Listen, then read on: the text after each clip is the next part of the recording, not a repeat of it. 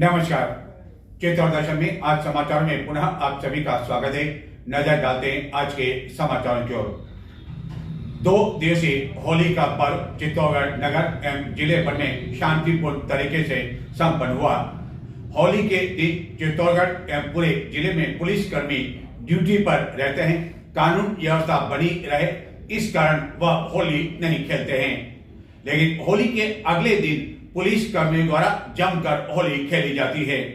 यदि चित्तौड़गढ़ की बात करें तो पुलिस लाइन प्रांगण में पुलिस कर्मियों द्वारा होली धूमधाम के साथ खेली जाती है। वहीं जिला पुलिस अधीक्षक से लेकर अन्य कई अधिकारी भी इस होली के उत्सव में शामिल होते हैं, लेकिन इस वर्ष विभिन्न मांगों को लेकर पुलिस कर्मियों द्वारा होली नहीं खेलकर होली का बहिष्कार किया गया। पुलिस कर्मियों के अनुसार संभवतः यह पहली बार ऐसा हुआ जबकि पुलिस कर्मियों ने होली नहीं खेली। होली के दिन भी पुलिस कर्मी इसलिए होली नहीं खेल सकते हैं ताकि उस दिन कानून व्यवस्था बनी रह सके और ड्यूटी पर रहने के कारण वह होली के दिन भी होली नहीं खेल सकते हैं और अगले दिन वह धूमधाम के साथ होली खेलते हैं। खास तौर पर चित्तौड़गढ़ में पुलिस लाइन प्रांगण में इस दौरान पुलिस कर्मियों द्वारा पुलिस के अधिकारियों के साथ जमकर होली खेली जाती है। लेकिन इस वर्ष 11 सूत्री मांगों को लेकर पुलिस के जवानों द्वारा होली का बहिष्कार किया गया। डीपीसी सहित विभिन्न मांगों को लेकर पुलिस जवानों द्वारा होली का बहिष्कार किए जाने की वजह से पुलिस लाइन प्रांगण में इस वर्ष होली के अगले दिन सन्नाटा छाया रहा। न केवल चित्तौड़गढ़ बल्कि राजस्थान के अधिकांश जिलों में इसी तरह की स्थिति बनी रही जहां की पुलिस कर्मियों ने इस वर्ष होली नहीं खेली एवं माना जा रहा है कि संभवतः यह पहली बार ऐसा मौका रहा जबकि पुलिस कर्मियों ने होली नहीं खेली और इसका बहिष्कार किया। पुलिस कांस्टेबल की ग्रेड पे 3600 करने, पुलिस कांस्टेबल से निरीक्षक के पद पर पदोन्नति करने, राजस्थान पुलिस कर्मियों की जनसंख्या के आधार पर नफरी बढ़ाए जाने समेत अन्य कई मांगे पुलिसकर्मी कर रहे हैं। चित्तौड़गढ़ जिले के राशमी उपखंड के आर्नी क्षेत्र में होलिका दहन के दौरान एक युवक जब जलती होलिका के समय यहां लगाए गए एक पेड़ पर, सूखे पेड़ पर चढ़ गया तो अचानक उसका हाथ छूट गया और वो जलती होलिका में गिर पड़ा। यह तो शुक्र रहा कि समय रहते ग्रामीणों ने उसे निकाल लिया, वरना उसकी जान भी जा सकती थी। चित्तौड़गढ़ जिले में धूमधाम के साथ मनाई गई होलिका दहन के दौरान चित्तौड़गढ़ जिले के राशमी क्षेत्र के आनी गांव में जब होलिका दहन किया जा रहा था तो उसी दौरान यहां लगाए गए एक सूखे पेड़ पर चढ़ गया और इसी दौरान उसका संतुलन बिगड़ जाने से वह होलिका के अंदर गिर गया। उस समय आग लग चुकी थी और जैसे ही वह होलिका अंदर गिरा, जलती आग में वह गिरा, तत्काल वहाँ बड़ी संख्या में मौजूद लोगों ने हिम्मत एवं सूझबूझ का परिचय देते हुए उस व्यक्ति को आग से बाहर निकाल लिया। इस दौरान पुलिस भी मौके पर पहले से ही मौजूद थी।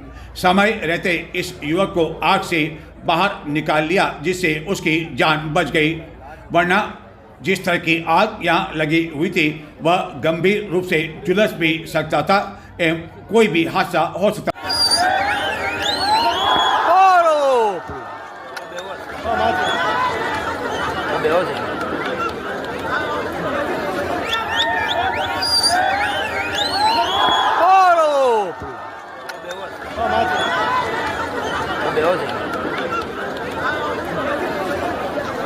कई हो रही है जीव तो अगन कई बात है। स्वच्छ सर्वेक्षण 2024 के लिए राजस्थान के विभिन्न जिलों में टीमों के पहुंचने का सिलसिला प्रारंभ हो चुका है और चित्तौड़गढ़ में भी यह टीम बिना बताए कभी भी आ सकती है, क्योंकि स्वच्छ सर्वेक्षण 2024 के लिए जिन जिलों में भी यह टीम जा रही है वहां की नगर पालिका, नगर परिषद, नगर निगम को इस बारे में पहले किसी तरह की कोई जानकारी नहीं दी जा रही है ताकि टीम के आने की भनक नहीं लग सके। स्वच्छ सर्वेक्षण 2024 को लेकर चित्तौड़गढ़ में भी तैयारियां पूरी तरह से की जा चुकी है। बताते हैं हम आपको कि आखिरकार स्वच्छ सर्वेक्षण 2024 को लेकर किस तरह की गई है चित्तौड़गढ़ में तैयारियां। स्वच्छ सर्वेक्षण 2024 को लेकर सर्वे प्रारंभ हो चुका है। राजस्थान में कई जिलों में संबंधित टीमें पहुंचने लगी है और स्वच्छ सर्वेक्षण को लेकर उनके द्वारा मूल्यांकन किया जाने लगा है। चित्तौड़गढ़ में भी यह टीम कभी भी आ सकती है जो कि बिना जानकारी दिए स्वच्छ सर्वेक्षण का सर्वे करती है, ताकि जो हकीकत है उसके बारे में पता लगाया जा सके और उसी का मूल्यांकन किया जा सके। चित्तौड़गढ़ में स्वच्छ सर्वेक्षण 2024 को लेकर सभी तैयारियां पूरी हो चुकी है। नगर के मुख्य मार्गों पर सभी तरह की इस तरह की तैयारियां दिख रही है और इस तरह की तैयारियों के बीच ही स्वच्छ सर्वेक्षण 2024 को लेकर टीम पहुंचेगी और मूल्यांकन करेगी कि चित्तौड़गढ़ में स्वच्छ सर्वेक्षण को लेकर इस तरह की तैयारियां की गई है। न केवल चित्तौड़गढ़ के शहरी क्षेत्र में बल्कि उप नगरीय मार्गों में किस तरह के हालात बने हुए हैं गंदगी को लेकर, वह इस बात को देखकर अंदाज़ा लगाया जा सकता है। ऐसा लगता है कि नालियों की सफाई तो कई महीनों तक नहीं होती है। मुख्य मार्गों पर भी नालियों का हाल कुछ इसी तरह का बना हुआ है। कचरा कई दिनों तक पड़ा रहता है लेकिन उसे उठाने वाला कोई नहीं होता है। चित्तौड़गढ़ नगर के कई वार्डों की हालत तो यह है कि सफाई कर्मचारी स्वयं काम नहीं करते हैं और उसके स्थान पर उन्होंने एवजी लगा रखे हैं। चित्तौड़गढ़ के नव नियुक्त भाजपा जिलाध्यक्ष रतन गाजी एवं नव नियुक्त जिला प्रमुख गब्बर सिंह ने शनिवार को शुभ मुहूर्त में कार्यभार ग्रहण कर लिया। भाजपा जिलाध्यक्ष द्वारा ओछड़ी के समीप स्थित भाजपा जिला कार्यालय में पदभार ग्रहण किया गया। इस अवसर पर कई जनप्रतिनिधि, कार्यकर्ता आदि मौजूद थे, जबकि जिला प्रमुख द्वारा जिला परिषद कार्यालय में जिला प्रमुख का कार्यभार ग्रहण किया गया, जिसके पश्चात इंदिरा प्रियदर्शनी ऑडिटोरियम में कार्यक्रम आयोजित किया गया। लेकिन इस कार्यक्रम में कई कार्यकर्ताओं को खड़े रहने के लिए या नीचे बैठने के लिए मजबूर होना पड़ा, क्योंकि उस अनुरूप कार्यकर्ताओं के बैठने के लिए व्यवस्था नहीं की गई। इस महत्वपूर्ण कार्यक्रम में चित्तौड़गढ़ के सांसद जहां मौजूद नहीं थे, वहीं 2 विधायकों की अनुपस्थिति भी चर्चा का विषय बनी रही।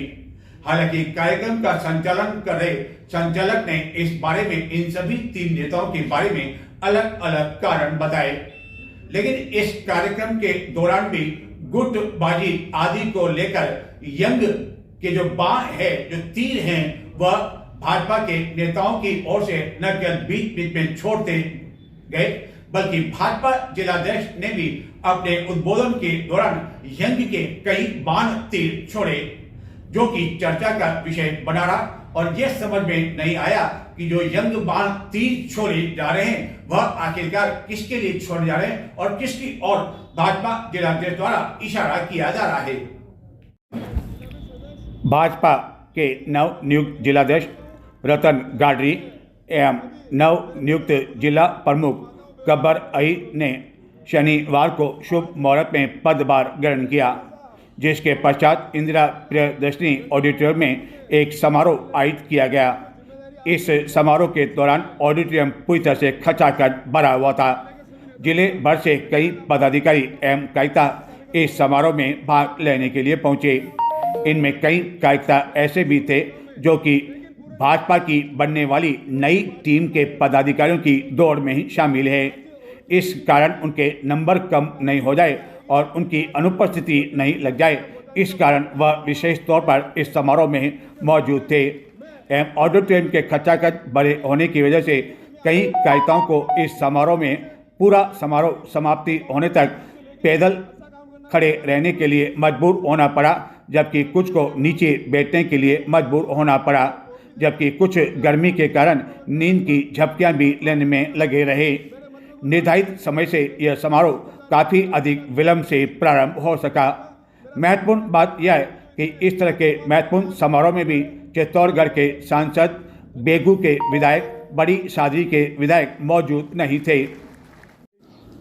भाजपा के नवनियुक्त जिलाध्यक्ष रतन गाडरी को जिले के सभी विधायकों एवं सांसद की सहमति से ही बनाया गया, लेकिन इस समारोह के दौरान उनका उद्बोधन चर्चा का विषय बनकर रह गया और हर कोई यह सवाल पूछने लगा कि आखिरकार जिलाध्यक्ष को इस तरह के समारोह में तीखे बाण छोड़ने की आवश्यकता कहाँ थी और यदि उनके द्वारा तीखे बाण छोड़े गए तो किसकी ओर इशारा था। जिन्होंने कहा कि नेतृत्व पर यदि किसी को भरोसा नहीं है तो उन्हें पार्टी में रहने की आवश्यकता नहीं है और ऐसे कार्यकर्ता अवसरवादी होते हैं। उन्होंने कहा कि पार्टी में कोई निष्ठा का काम करते हैं तो आज ही पार्टी उन्हें छोड़ देनी चाहिए। कोई स्वार्थी नेता है तो भाजपा को खराब करने का काम नहीं करे। कोई यह न समझे कि वह पार्टी को जेब में रखकर चल रहे हैं और किसी तरह के वह मुगालते में नहीं रहें। पकड़ देना अगर ये आपका और हमारे सबके आदर्श और चित्तौड़ जिले की जो भारतीय जनता पार्टी कहना चाहते हैं, कोई के सब श्रीचंद जी के लोग हैं, यानी कि सब भारतीय जनता पार्टी के लोग हैं। ऐसा हमारा कमल का जो चेहरा है वो भारतीय जनता पार्टी का चेहरा है और हमारा सबका आदर्श है। और कुछ दिनों बाद राजस्थान की जनता भी मानेगी कि हमारा कोई नेता है तो श्रीचंद कृपलानी है। और मेरा सौभाग्य ऐसा है कि पहले मैं जिलाध्यक्ष बना तो श्रीचंद जी कृपलानी कैबिनेट मंत्री बने, मैं जिलाध्यक्ष बना। अभी भाई गबर जिला प्रमुख बना और मैं जिलाध्यक्ष बना। यानी कि मेरे जो भी कुछ होता है तो आगे आगे रास्ते साफ होते, उसके बाद मैं आता हूँ। तो ज्यादा चिंता की जरूरत नहीं है।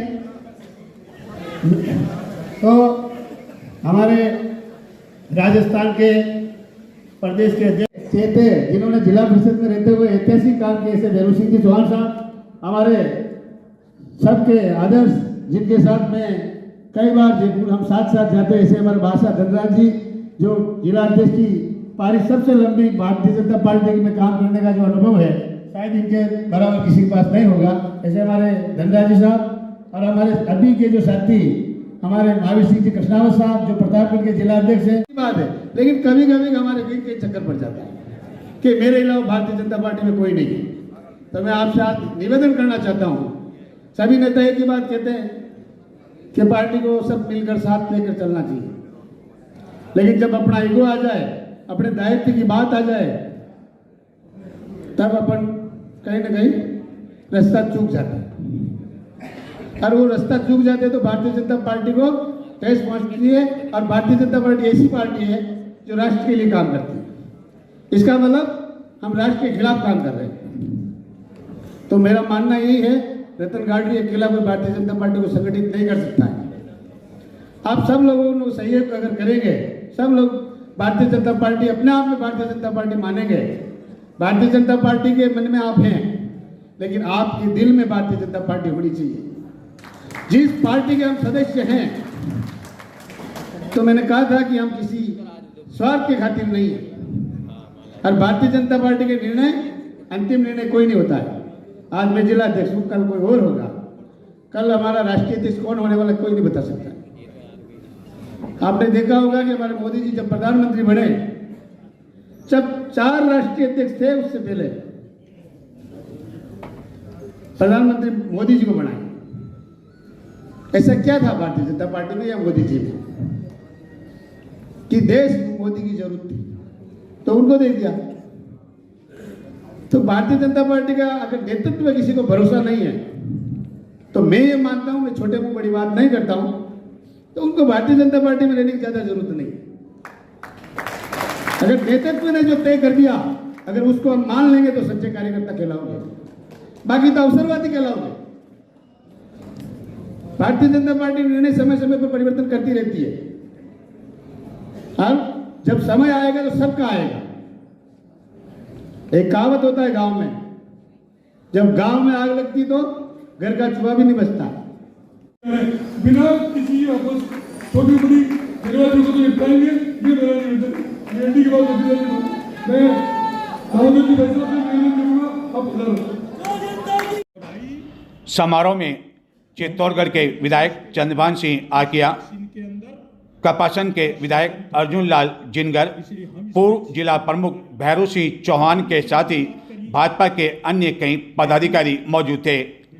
भाजपा कार्यकर्ताओं को लग रहा था कि ऐसे नेताओं का उद्बोधन भी उनको सुनने को मिलेगा, लेकिन यह कार्यक्रम निर्धारित समय से काफ़ी विलंब से प्रारंभ होने की वजह से न तो विधायकों को बोलने का मौका दिया गया और न ही जिन्होंने चित्तौड़गढ़ में जिला प्रमुख के रूप में एक प्रमुख नींव रखी थी और वह मील का पत्थर साबित हुए थे, यानी कि पूर्व जिला प्रमुख भैरू सिंह चौहान, उन्हें भी बोलने का अवसर नहीं दिया गया, जो कि चर्चा का विषय बना रहा। क्या जानबूझकर इस समारोह को देरी से प्रारंभ किया गया या इसके पीछे और कोई मंशा थी, यह तो भाजपा के वह नेता जाने जिन्होंने कि इस कार्यक्रम की बागडोर अपने हाथों में ले रखी थी। लेकिन समारोह में दो विधायकों के मौजूद रहने एवं अन्य प्रमुख नेताओं के भी मौजूद रहने के बावजूद आखिरकार उनको उद्बोधन का अवसर क्यों नहीं दिया गया, यह सभी कार्यकर्ताओं के बीच चर्चा का विषय बन गया। समारोह में विशेष तौर पर सांसद दामोदर दास अग्रवाल एवं भाजपा प्रदेश महामंत्री के रूप में भी दामोदर दास मौजूद थे। वहीं प्रतापगढ़ के नवनियुक्त जिला अध्यक्ष भी इस समारोह में भाग लेने के लिए आए हुए थे, जो कि मंचासीन थे। इस अवसर पर कार्यकर्ताओं के बीच जोश का नए उत्साह का संचार करते हुए दामोदर दास अग्रवाल ने कहा कि रतन जी कार्यकाल 3 कैसा होगा उसकी प्रस्तावना उन्होंने रख दी, और ये प्रस्तावना उनकी नहीं है, वो भारतीय जनता पार्टी के प्रतिनिधि हैं। ये प्रस्तावना हमारे शीर्ष नेतृत्व की है, जहां विचार प्रधान संगठन को महत्व दिया जाता है। और आप तो चित्तौड़ के लोग हो भाई, थोड़ा याद करो बैरिस्टर उमाशंकर त्रिवेदी को। अच्छा ईमानदारी से बताओ किस किस को याद है बैरिस्टर उमाशंकर त्रिवेदी? हाँ, सफेद बाल से नीचे वालों को तो होना भी नहीं चाहिए। 1952 जनसंघ की शैशव अवस्था थी, मैं ठीक ही बोल रहा हूं भाई साहब? हाँ, तब आपने जनसंघ का लोकसभा सदस्य बनाकर चित्तौड़ राष्ट्रीयत्व की और हिंदुत्व की प्रयोगशाला है, इसका प्रमाण जारी किया। ये देश 10 बरस पहले का हिंदुस्तान नहीं है। इन 10 वर्षों में गंगा जी में बहुत पानी बह गया है। आज वो कमजोर मुल्क नहीं है, गरीब मुल्क नहीं है, तकनीक में पिछड़ा मुल्क नहीं है। आज दुनिया की सबसे बड़ी ताकत भी देश के प्रधानमंत्री का इस्तकबाल करने के लिए, अभिनंदन करने के लिए, स्वागत करने के लिए कतार में खड़ी होती है। ये मोदी का भारत है, ये 21वीं सदी का भारत है। और एक बात अभी रतन जी ने कही थी, जिला अध्यक्ष के नाते वही हमारे अभिभावक और मार्गदर्शक हैं। हम सब एक संकल्प को लेकर आगे बढ़ रहे हैं, और वो संकल्प है 2047 जब देश आजादी की 100वीं वर्षगांठ मनाए, तब ये देश दुनिया का समुन्नत, उन्नत, विकसित भारत के रूप में दुनिया में अपनी पहचान को स्थापित करे। इस कार्यक्रम में विशेष तौर पर भाजपा के प्रदेश महामंत्री दामोदर दास अग्रवाल मौजूद थे, जो कि गत कई वर्षों से चित्तौड़गढ़ से उनका जुड़ाव रहा है। उन्होंने अपने उद्बोधन के दौरान बताया कि राजस्थान सरकार द्वारा पहली बार करोड़ों रुपए के एमओयू किए गए हैं। जब उनसे पूछा गया कि जो करोड़ों रुपए के एमओयू किए गए हैं, क्या वह केवल कागजों में सीमित होकर रह जाएंगे, क्या आने वाले समय में उसका फायदा यहाँ की जनता को मिल पाएगा? बताते हैं आखिरकार दामोदर दास अग्रवाल से चित्तौड़ दर्शन ने जो खास बातचीत की, इस बारे में उनका क्या कहना था। प्रमुख ने आज कार्यभार ग्रहण किया, भाजपा जिलाध्यक्ष ने कार्यभार ग्रहण किया। क्या संदेश आप पार्टी को आज देना चाहेंगे?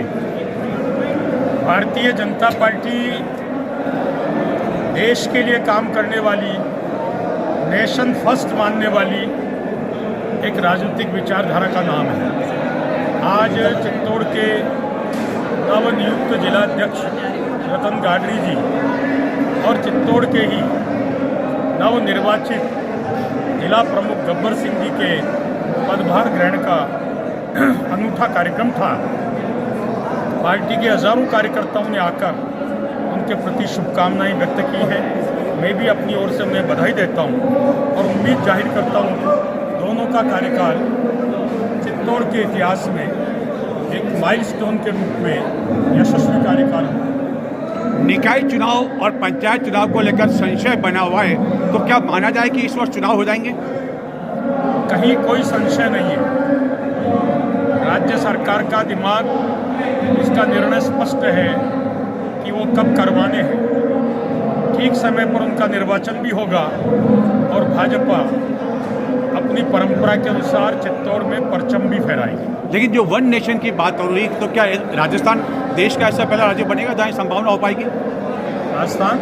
राजस्थान जो है देश का पहला ऐसा कोई राज्य बन पाएगा जहाँ की एक साथ सभी चुनाव की संभावना जो टटोली जा रही है, क्या वो संभव हो पाएगा? ये तो मुझे पता नहीं है, लेकिन राजस्थान में पंचायत राज चुनाव एक साथ और नगर पालिका परिषद के चुनाव एक साथ हों, इस पर होमवर्क है और मुझे उम्मीद है कि एक साथ हों। अंतिम सवाल, आपने भी बात की अपने भाषण में कि करोड़ों रुपए का जो MOU हुआ है और आपने बताया कि राजस्थान ने इतिहास रचा है, तो क्या मानते हैं कि आने वाले वर्षों में राजस्थान को इसका फायदा मिलेगा?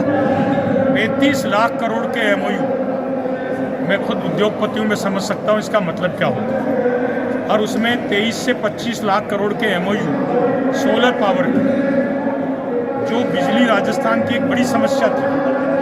राजस्थान बिजली का सबसे बड़ा एक्सपोर्टर बन रहा है और जब 25, 30, 40 लाख करोड़ के MOU होते हैं और धरती पर जब उद्योग आता है तो युवाओं को रोजगार भी उपलब्ध होगा, रेवेन्यू भी बढ़ेगी, हिंदुस्तान की GDP भी बढ़ेगी और आने वाले समय में राजस्थान एक अग्रणी प्रदेश की भूमिका निभाएगा।